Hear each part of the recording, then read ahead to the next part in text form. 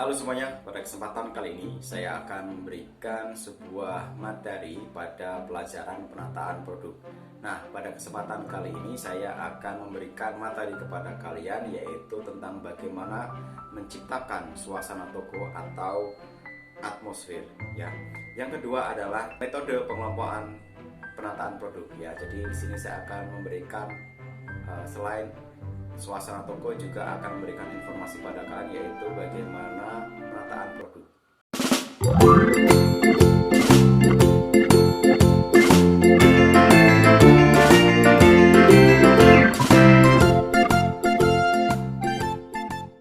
Ini jangan lupa untuk selalu mengunjungi channel Bimbel Demos. Yang pertama adalah kalian bisa klik like di situ. Kemudian kalian bisa subscribe dan jangan lupa untuk selalu mengklik tombol lonceng semuanya.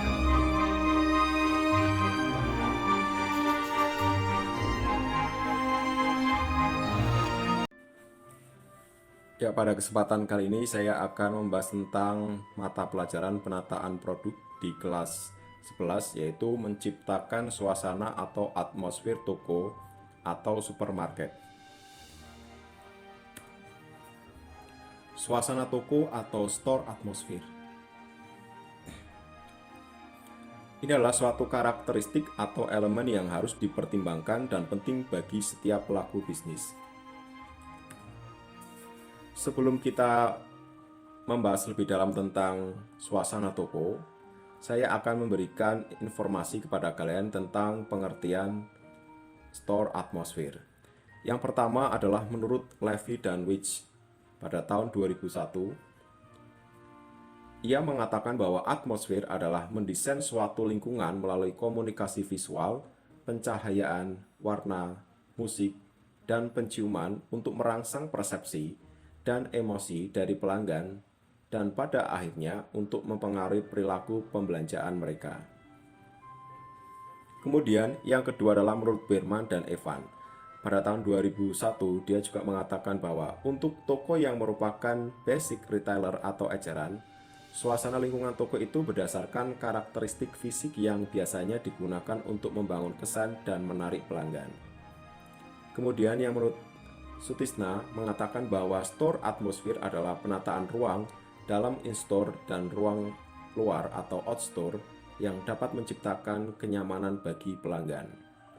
Dan yang terakhir menurut Mowen, sebagaimana yang dikutip oleh Sutisna pada tahun 2001 bahwa store atmosphere merupakan salah satu komponen dari citra toko. Di dalamnya terdapat kombinasi antara produk yang dijual, pelayanan, pelanggan, toko sebagai tempat untuk menikmati kesenangan hidup dan aktivitas promosi toko. Kemudian kita akan membahas tentang faktor yang mempengaruhi suasana toko. Yang pertama adalah jenis karyawan dan kepadatan, yaitu karakteristik umum dari karyawan yang mereka miliki. Contohnya, kerapian, tingkat wawasan, dan tingkat keramahan.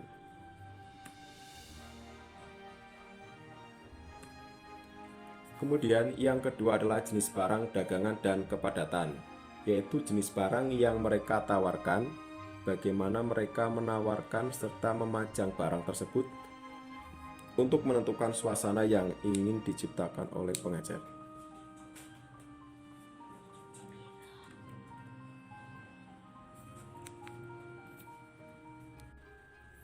Nah, yang ketiga adalah jenis perlengkapan tetap atau fitur dan kepadatan.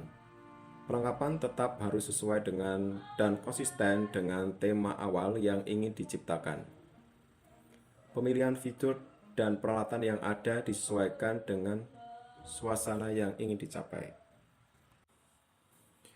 Yang ketiga adalah jenis perlengkapan atau tetap. Yang ketiga adalah jenis perlengkapan tetap atau fitur dan kepadatan. Perlengkapan tetap harus sesuai dan konsisten dengan tema awal yang ingin diciptakan. Pemilihan fitur, furnitur, dan peralatan yang ada disesuaikan dengan suasana yang ingin dicapai.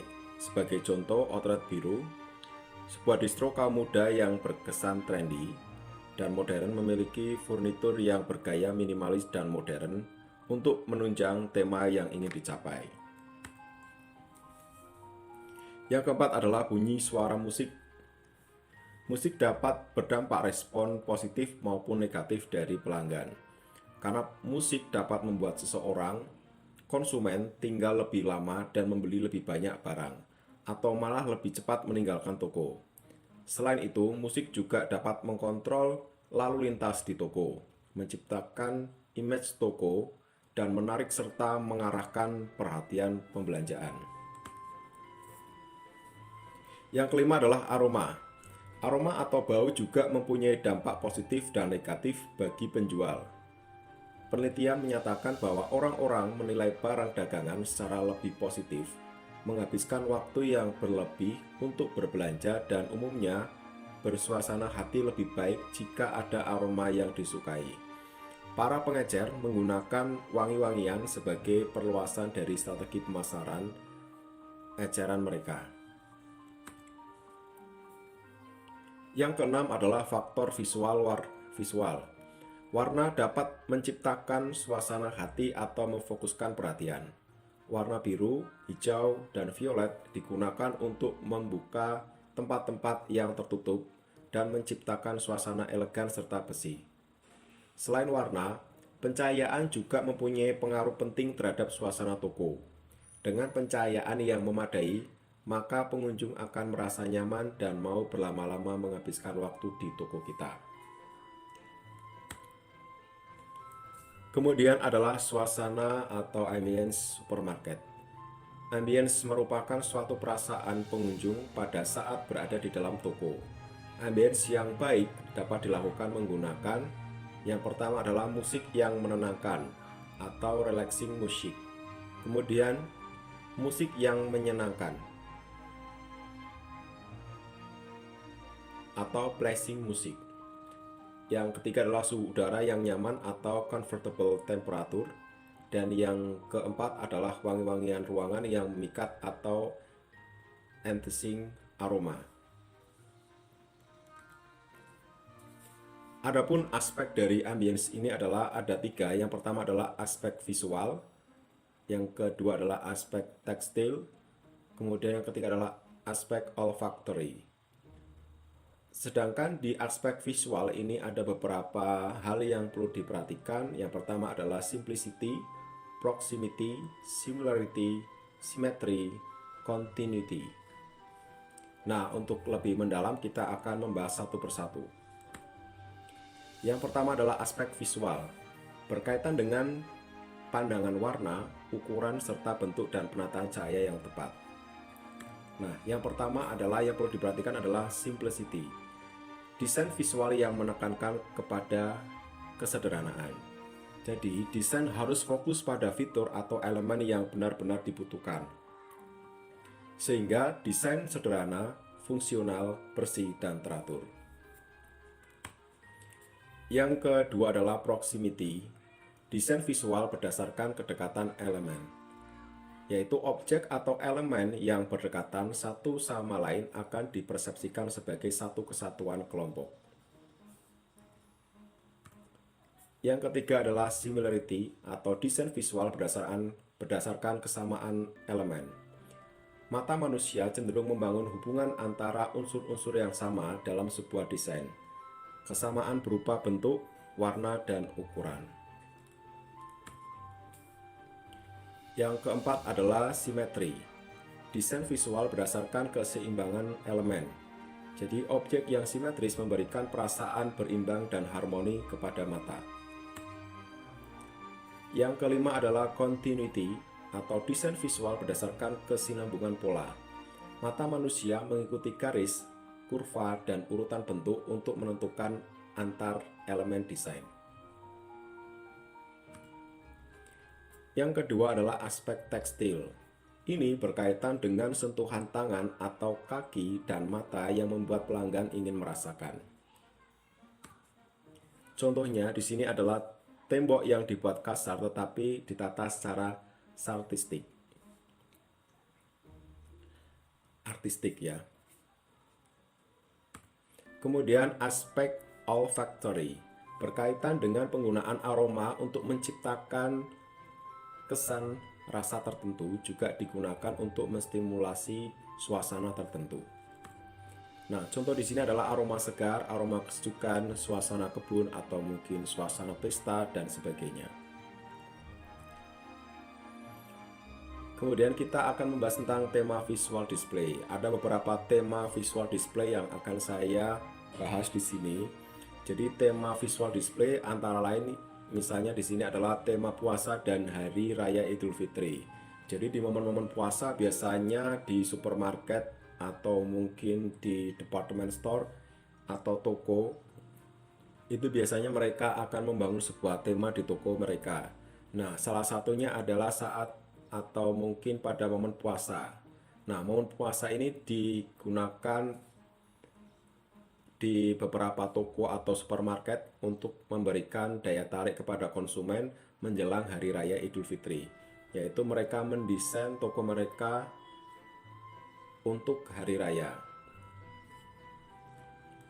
Kemudian adalah tema Tahun Baru Imlek. Nah, Tahun Baru Imlek ini juga merupakan momen yang sering digunakan di toko atau supermarket atau mungkin department store untuk mendesain toko mereka.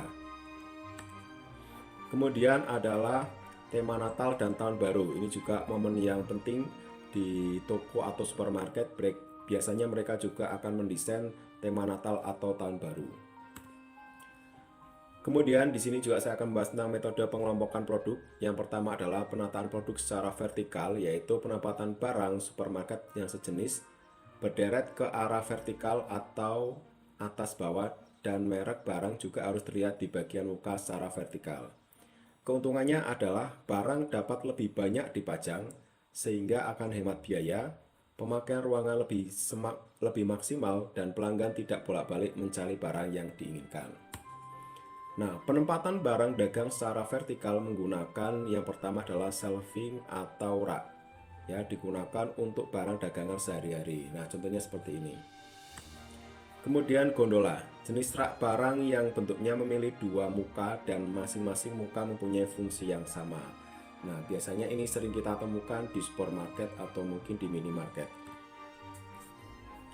Kemudian metode pengelompokan produk berdasarkan atau secara horizontal, yaitu penempatan barang yang sejenis berderet horizontal dari arah kiri ke arah kanan atau melebar, dan merek dagang harus dapat terlihat dari depan. Nah, ini adalah contoh penataan barang secara horizontal. Kemudian kelemahan dari penataan barang secara horizontal yang pertama adalah pelanggan harus mondar-mandir untuk mencari barang yang diperlukan. Kemudian yang kedua adalah memberikan kesan barang yang dijual terbatas stoknya. Kemudian yang ketiga adalah barang yang dilihat dan dijangkau pembeli terbatas. Dan yang kelima adalah terlihat tidak beraturan.